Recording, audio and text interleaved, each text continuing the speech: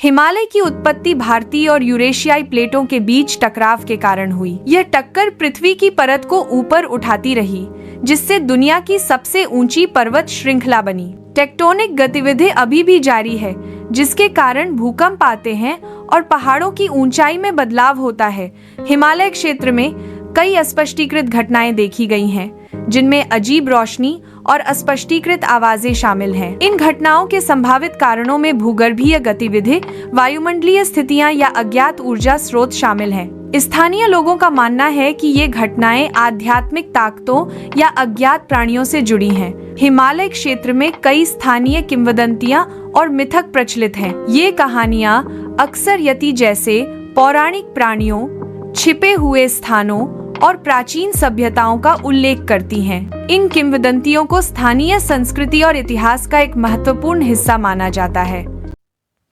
विशाल रात के आकाश के नीचे एरिक शिप्टन और उनकी team mount Everest base camp पहुंचती है।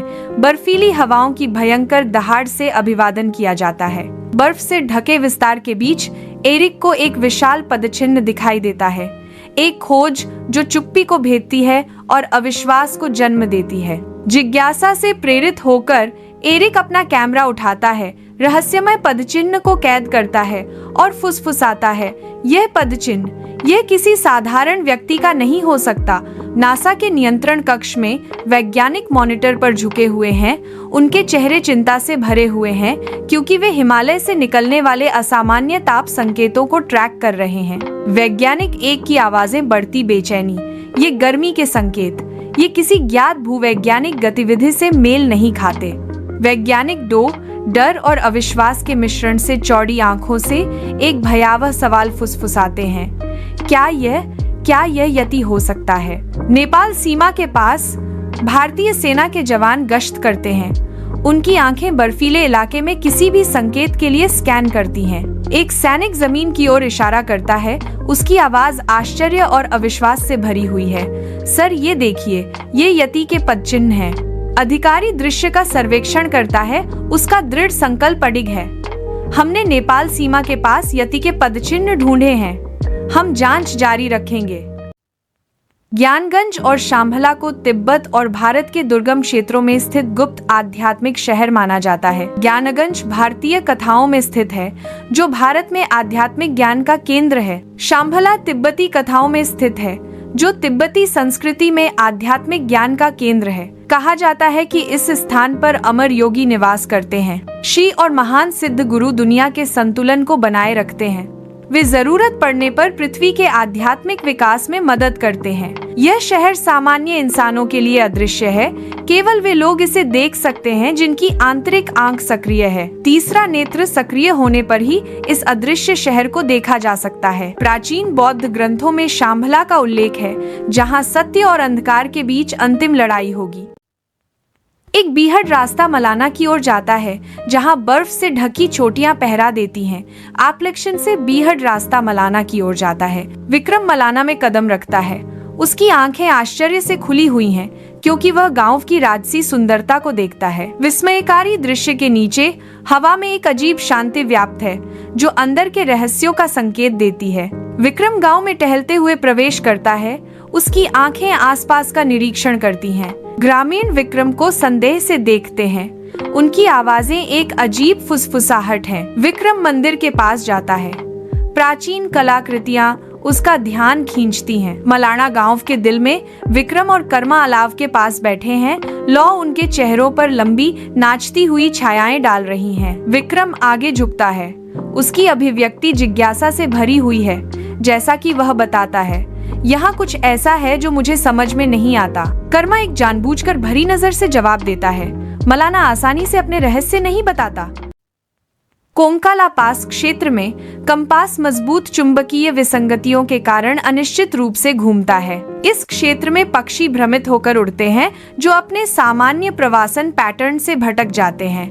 इलेक्ट्रॉनिक उपकरण अप्रत्याशित रूप से खराबी करते हैं, जिससे उपकरणों में व्यवधान होता है। माउंट कैलाश के आसपास अंतरिक्ष और समय की धारणा विकृत हो सकती है। यह क्षेत्र प्राचीन ग्रंथों में वर्णित एक्सिस मुंडी या पृथ्वी की तीसरी आंख की अवधारणा को दर्शाता है। यह ग्रह की ऊर्जा ग्रिड के भीतर एक महत्वपूर्ण नोड के रूप में कार्य करता है। हिमालय में असामान्य हवाई गतिविधि पर शोधकर्ताओं द्वारा डेटा प्रस्तुत किया गया। रूसी और चीनी यूएफओ शोधकर्ताओं द्वारा रिकॉर्ड किए गए अवलोकन प्रस्तुत किए गए निष्कर्ष बताते हैं कि हिमालय एक प्राचीन पोर्टल या एक गुप्त कॉस्मिक एंटीना हो सकता है।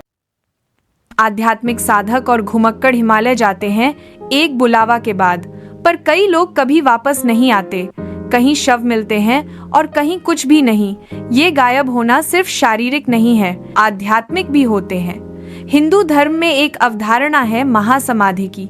जब कोई योगी अपनी इच्छा से शरीर त्यागता है और उच्चतर आयामों में प्रवेश करता है। ऐसे कई योगियों और साधुओं के रिकॉर्ड शायद जो आखिरी बार हिमालय में देखे गए और फिर उनका कोई पता नहीं चला। लेकिन इन गायब होने में एक पैटर्न भी है। कुछ लोगों ने हिमालय में आवाजें सुनने की बात की, कुछ लोगों ने कहा कि उन्हें किसी और क्षेत्र की झलक मिली। पश्चिमी ट्रेकर्स भी इस पुल का जिक्र करते हैं, जैसे हिमालय उन्हें बुलाता है और फिर उपभोग कर लेता है। क्या यह भ्रम है या हिमालय का अपना चेतना है? तिब्बत, लद्दाख और कैलाश के कुछ क्षेत्रों में लोगों ने समय विसंगतियों का अनुभव किया है। कुछ ट्रेकर्स ने बताया कि उन्होंने कुछ ही मिनटों में 4,05,000 घंटे का रास्ता तय कर लिया। दूसरे लोगों ने कहा कि वापस आके देखा तो घड़ी ज्यादा समय दिखाई, जबकि उन्हें लगा था कि वो बस 15 मिनट घूम कर आए हैं। यह आइंस्टीन के सामान्य सापेक्षता सिद्धांत से मैच करता है, जहां गुरुत्वाकर्षण क्षेत्र एस्क्वाइजस टाइम स्लो या फास्ट हो सकता है। ये जोन किसी वर्महोल के जैसे व्यवहार करते हैं। कई लोग मानते हैं कि ये क्षेत्र आयामी पतले धब्बे हैं, जहां समानांतर दुनियाएं अतिव्याप्त होती हैं, आप होती हैं। विज्ञान के पास आज भी इसका कोई स्पष्टीकरण नहीं है, पर रिपोर्ट इतनी सुसंगत है कि इसे अनदेखा नहीं किया जा सकता। हिमालय कोई मौन पहाड़ नहीं, यह एक जीवंत शक्ति है।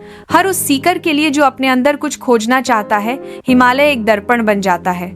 यह सिर्फ भूगोल नहीं, यह पौराणिक कथा, मनोलॉजी और ब्रह्मांड विज्ञान का संगम है। अनसुलझी रहस्य जैसे रूपकुंड, यति, ज्ञानगंज या समय विरूपण, ये सिर्फ कहानियां नहीं हैं, ये प्रश्न हैं जो हमारे अस्तित्व तक को चुनौती देते हैं। शायद इनका समाधान कभी न मिले, और शायद वही इनकी खूबसूरती है।